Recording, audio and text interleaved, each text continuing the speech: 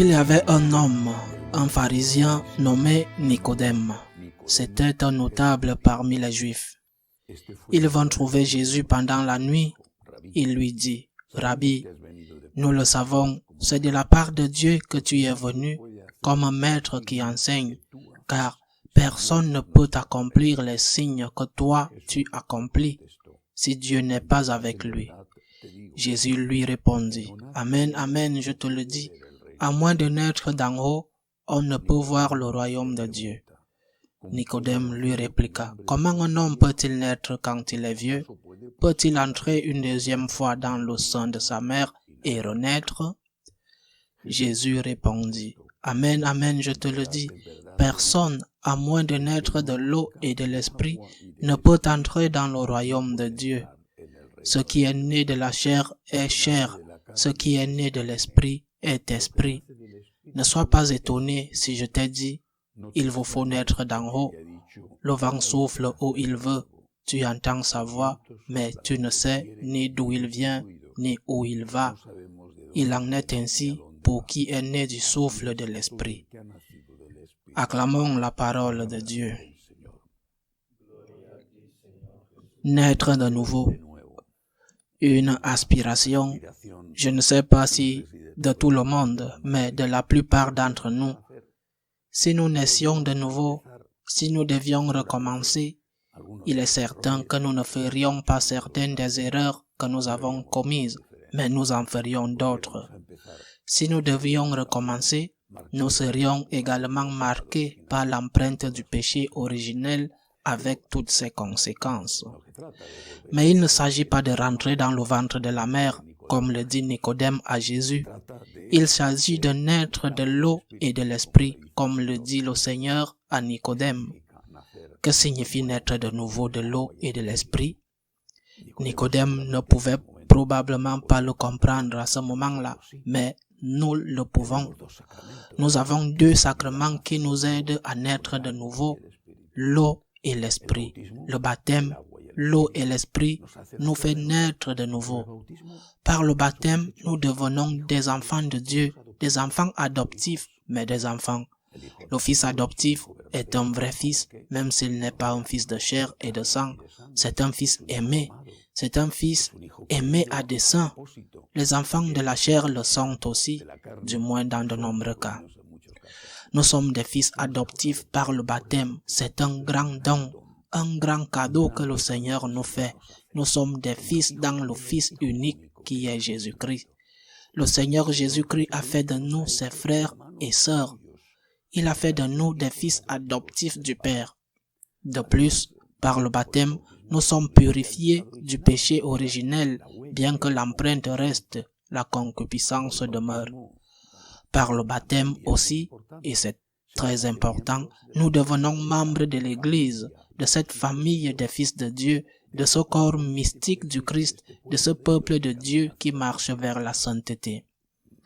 La plupart d'entre nous ont reçu le baptême lorsqu'ils étaient enfants.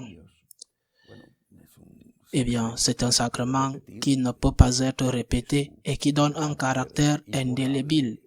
Il est là, il est dans notre corps, dans notre âme. Mais il existe un sacrement qui nous aide à renaître et nous pouvons le répéter, le sacrement de la confession, de la pénitence. Il est vrai qu'en elle, on n'utilise pas l'eau, mais l'esprit. Et à travers ce merveilleux sacrement, lorsque nous demandons avec honnêteté, avec humilité, le pardon de nos péchés, avec un but d'amendement, avec un repentir sincère, nous recevons non seulement ce pardon, mais aussi la grâce, l'aide de Dieu pour ne plus pécher.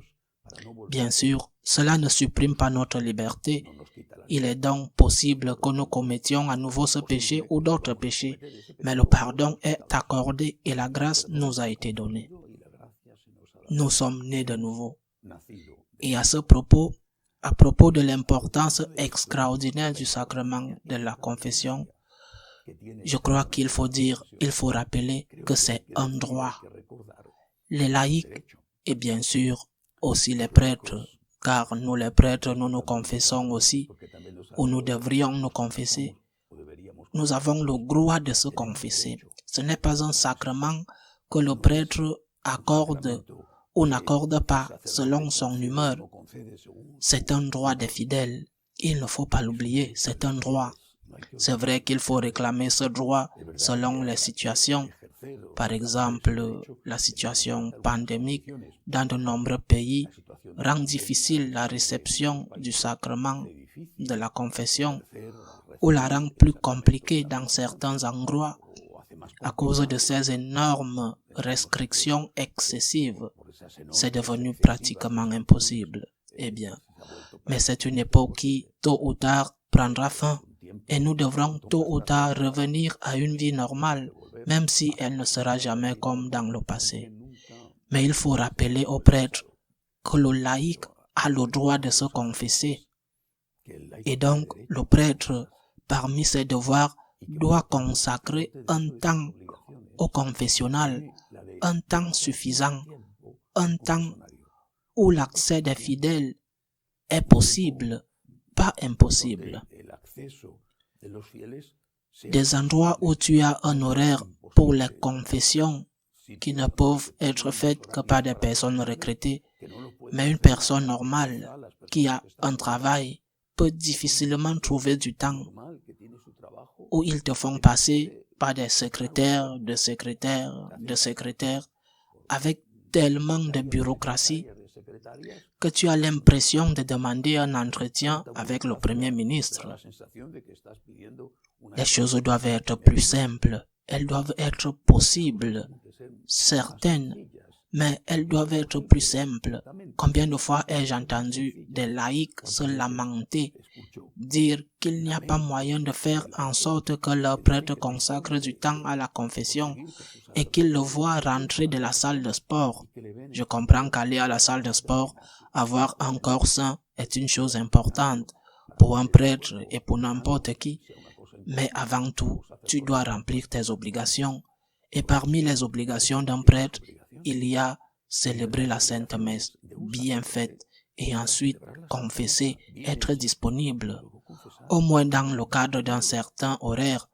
Tu ne vas pas dire, eh bien, à toute heure du jour ou de la nuit, même le prêtre doit se reposer, mais il faut que les laïcs soient prêts à exercer leur droit de recevoir ce sacrement extraordinaire.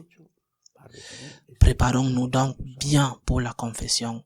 C'est un don immense. C'est un don que Dieu nous a fait et celui qui en fait l'expérience sait combien il est important. La paix que tu ressens ne t'est donnée par rien ni personne, pas même par le meilleur psychologue du monde. La paix que tu ressens, la force que tu ressens, ce sentiment que tu es propre, que tu peux recommencer, que tu es né, non pas dans ce cas de l'eau, mais de l'esprit, cela n'a pas de prix. Accordons de la valeur à la confession et que ceux d'entre nous qui sont prêtres fassent de leur mieux pour que les laïcs, les fidèles, puissent y avoir accès. Qu'il en soit ainsi.